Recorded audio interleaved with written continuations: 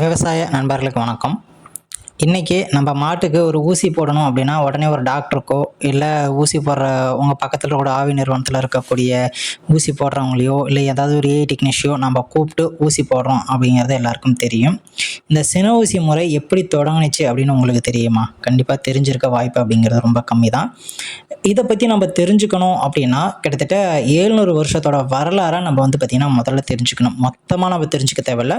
குறிப்பிட்ட ஒரு சில விஷயங்கள் 700 வருடங்கள் பின்னோக்கி போய் அங்கேருந்து என்னென்னலாம் நடந்துச்சு, எப்படி நடந்துச்சு அப்படிங்கிறதெல்லாம் தெரிஞ்சுக்கிட்டாதான் இன்றைக்கி நாம் கூப்பிட்டு போடக்கூடிய இந்த சின ஊசி அப்படிங்கிறது எப்படி எவ்வளோ ஒரு முறைகளெல்லாம் கடந்து எத்தனை வருஷங்கள் என்னென்னலாம் கண்டுபிடிச்சிருக்காங்க அப்படிங்கிறத இந்த வீடியோவில் பார்க்க போகிறோம். மறக்காமல் சேனலை சப்ஸ்கிரைப் பண்ணிட்டு நிறைய பேருக்கு ஷேர் பண்ணுங்கள். தயவு செஞ்சு வீடியோவை ஸ்கிப் பண்ணிட்டு போயிடாதீங்க. கண்டிப்பாக இந்த வீடியோவில் உங்களுக்கு தெரிஞ்சுக்கிற விஷயங்கள் நிச்சயமாக நிறையாவே இருக்கும். அதனால் ஸ்கிப் பண்ணாத வீடியோவை ஃபுல்லாக பாருங்கள். கண்டிப்பாக உங்களுக்கு நல்ல விஷயங்களாக சொல்லியிருப்பேன்னு நம்புகிறேன். ஓகேவா? வீடியோக்குள்ளே போகலாம்.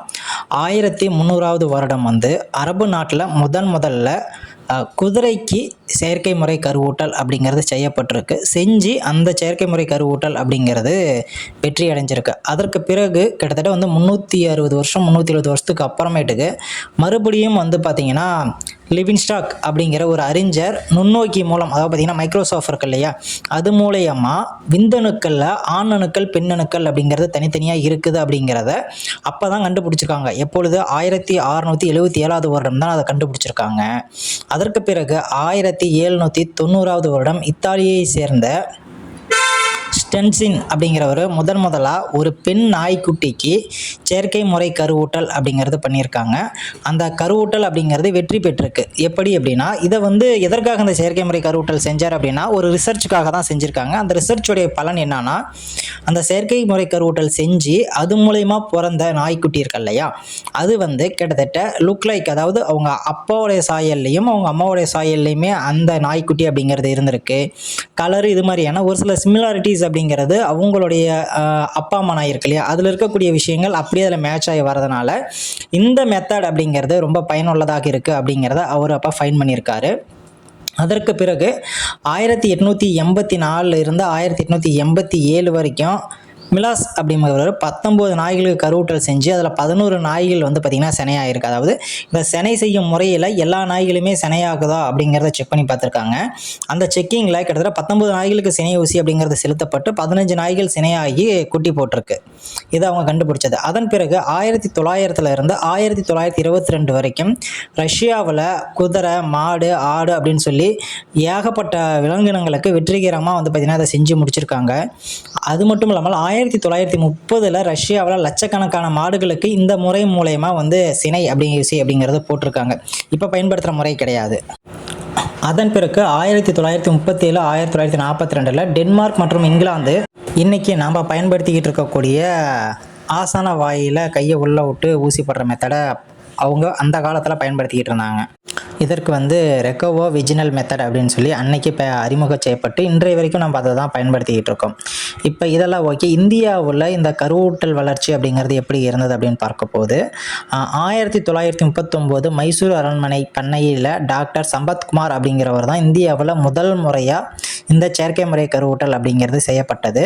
அதன் பிறகு 1948 49 குஜராத்தில் உள்ள ஆனந்த், அதாவது பார்த்தீங்கன்னா அமுல் நிறுவனம் இருக்கு இல்லையா, அவங்க எருமைகளுக்கு கருவூட்டல் முறையாக தொடங்கினாங்க. எப்போனா 1948. அதன் பிறகு 1967 கேரளா இந்தோ ஸ்விஸ் அப்படிங்கிற ஒரு திட்டத்தின் கீழே மாட்டுகளுக்கு பெரிய அளவில் இந்த திட்டத்தின் மூலயமா கருவூட்டல் அப்படிங்கிறது செய்யப்பட்டு வந்தது. அதன் பிறகு 1972 உறை விந்து குச்சிகள், அதாவது இன்றைக்கி நம்ம பயன்படுத்திக்கிட்டு இருக்கோம் இல்லையா அந்த ஸ்ட்ராவை முதலாக பிரான்ஸ் நாட்டில் அறிமுகப்படுத்தினாங்க. அதற்கு அப்புறமேட்டுக்கு தான் அமெரிக்கா மற்றும் பிற நாடுகளுக்கு பரவி தற்போது தமிழகத்தில் பயன்பாட்டில் பயங்கரமாக உள்ளது தான் இந்த உறை விந்துக்குள்ள செமன் ஸ்ட்ரா அப்படிங்கிறது. ஆரம்ப காலகட்டத்தில் இந்த செமன் ஸ்ட்ரா 1.2 மில்லியாக இருந்துச்சு. அதற்கு அப்புறமேட்டுக்கு 0.5 மில்லியாக மாற்றினாங்க. இப்போ 0.25 மில்லி என மாற்றப்பட்டு இன்றைக்கி நிறையா விலங்குகளுக்கு பயன்படுத்திக்கிட்டு வராங்க. இது ஏன் இப்படியெல்லாம் மாற்றப்பட்டாங்க, இந்த செமன் ஸ்ட்ராவுக்கான வரலாறு அப்படிங்கிறது ஒரு தனி வீடியோவாக செமன் ஸ்ட்ராவை பற்றியே ஃபுல்லாக போடுறேன்.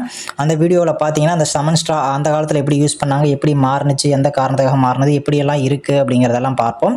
ஸோ அதன் பிறகு 1975 ஆவின் நிறுவனம் மூலமாக நம்ம கிராமத்தில் இருக்க ஒவ்வொரு விவசாயிகளுக்கும் இந்த ஒரு தொழில்நுட்பம், இந்த செமன் ஸ்ட்ரா மூலயமா ஊசி போடுறதை கொண்டு சேர்க்கணும் அப்படிங்கிறதுக்காக 1975 தமிழ்நாட்டில் ஆவின் நிறுவனம் மூலயமா இந்த ஊசிகள் அப்படிங்கிறத போட ஆரம்பித்தாங்க.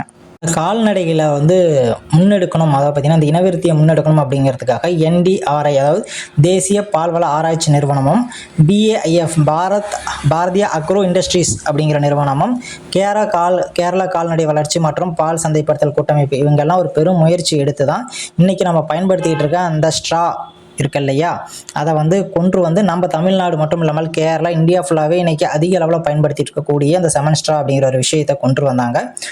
இன்றைக்கி நம்ம போடக்கூடிய இந்த செமன் ஸ்ட்ராவுக்கு பின்னாடி இருக்கக்கூடிய வரலாறு, அதாவது பார்த்திங்கன்னா அந்த கருவூட்டல் முறைக்கு பின்னாடி இருக்கக்கூடிய வரலாறு அப்படிங்கிறது உங்களுக்கு தெரிஞ்சிருக்கும். என்னுடைய அடுத்தடுத்த வீடியோக்களில் கால்நடை சம்மந்தமானது, செமன் ஸ்ட்ரா சம்மந்தமானதாக இருக்கட்டும், கால்நடைகள் சம்மந்தமானதாக இருக்கட்டும், கண்டிப்பாக உங்களுக்கு தெரியாத விஷயங்களை தெரிய வைப்பேன் அப்படிங்கிற நம்பிக்கை எனக்கு இருக்குது. மறக்காமல் சேனலை சப்ஸ்கிரைப் பண்ணிட்டு இன்னும் நிறைய நண்பர்களுக்கு ஷேர் பண்ணுங்கள், அவங்களும் இதை தெரிஞ்சுக்கட்டும். நன்றி.